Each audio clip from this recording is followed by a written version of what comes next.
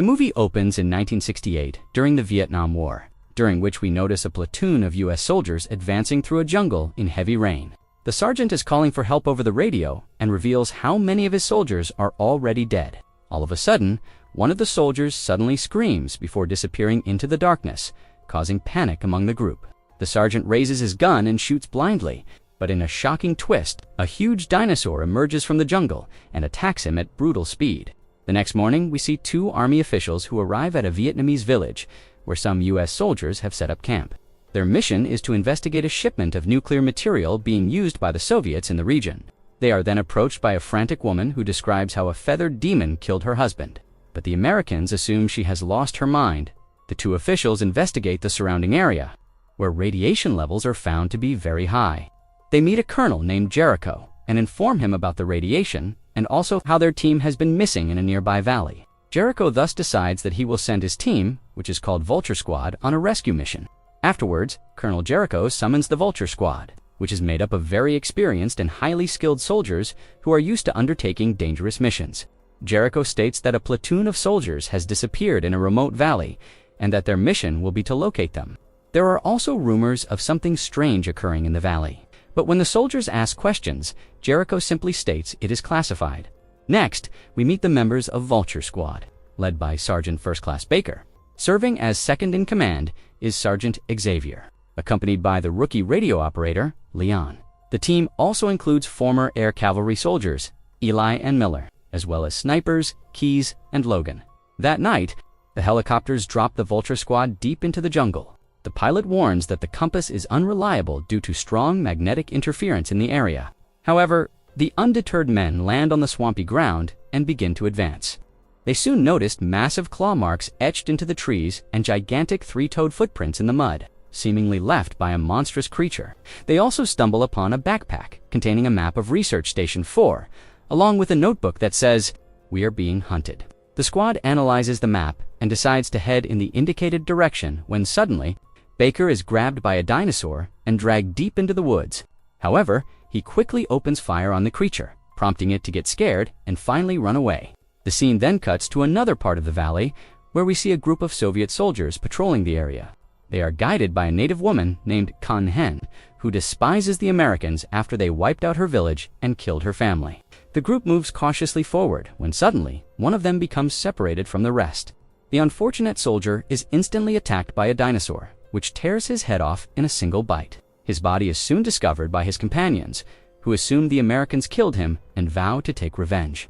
Meanwhile, the Vulture Squad reaches a cave, where they discover the mutilated bodies of several soldiers from the missing team. This leaves them devastated, and based on the condition of the corpses, they realize something horrifying has occurred. Suddenly, a pack of massive feathered dinosaurs emerges from the darkness and begins attacking them.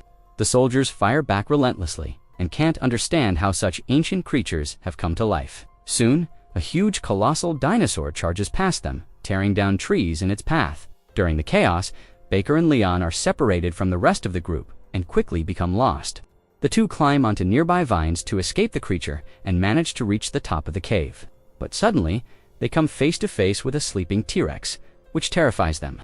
The duo barely has time to flee when a group of young dinosaur hatchlings appears and screeches loudly, which wakes their mother. With this, the mother T-Rex becomes furious to see the intruders and wastes no time in attacking them. Baker and Leon fire their weapons, but the bullets barely slow the creature. They run desperately through the trees, but the dinosaur relentlessly pursues them. The two finally hide behind a bush, but the creature also begins approaching them while growling loudly. By morning, the remaining 5 soldiers have made it out of the dense jungle. Miller insists they must go back to find Baker and Leon, but Eli refuses and wants to call for emergency backup right away. However, Miller points out that the radio is with Leon, which leaves all of them helpless, with no way of outside communication. Elsewhere, Baker and Leon are still fleeing from the dinosaur when they reach a cliff overlooking a river. With no other options, they jump into the water, and the relentless T-Rex also dives in after them. The impact shakes the entire valley, and Leon loses consciousness from the fall. Baker drags Leon to the riverbank, and together they manage to escape while avoiding the creature.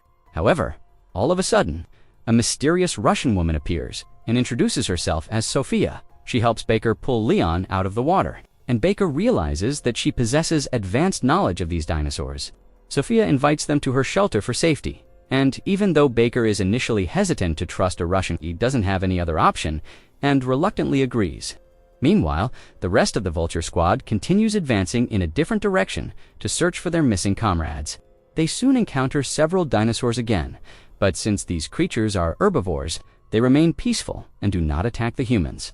Elsewhere, Sophia takes Baker and Leon to a laboratory called Research Station 4, where she has been living for a year. Sophia reveals that she is a paleontologist and that the entire situation is tied to a Soviet experiment led by a general named Borodin. During this, Sophia injects morphine into her arm, revealing that living alone in a place like this has taken a toll on her and led to a drug addiction. Afterwards, Leon manages to contact the base, and an angry Baker speaks with Colonel Jericho while explaining the situation with the dinosaurs. He also asks the colonel to investigate a Russian general named Borodin, who is behind the whole operation. However, Jericho does not believe that ancient dinosaurs could actually come to life, but he agrees to have his team look into Borodin. Baker then scolds him for sending them without proper information and demands that a helicopter be dispatched to rescue them by tonight. After the call, the three leave the facility to search for the rest of their team so they can return home. Elsewhere, we see the Vulture Squad crossing an open field when all of a sudden, Soviet snipers begin firing at them, and Keyes is wounded in the leg. Both teams take cover and engage in a relentless exchange of gunfire, which ultimately attracts a flock of flying dinosaurs.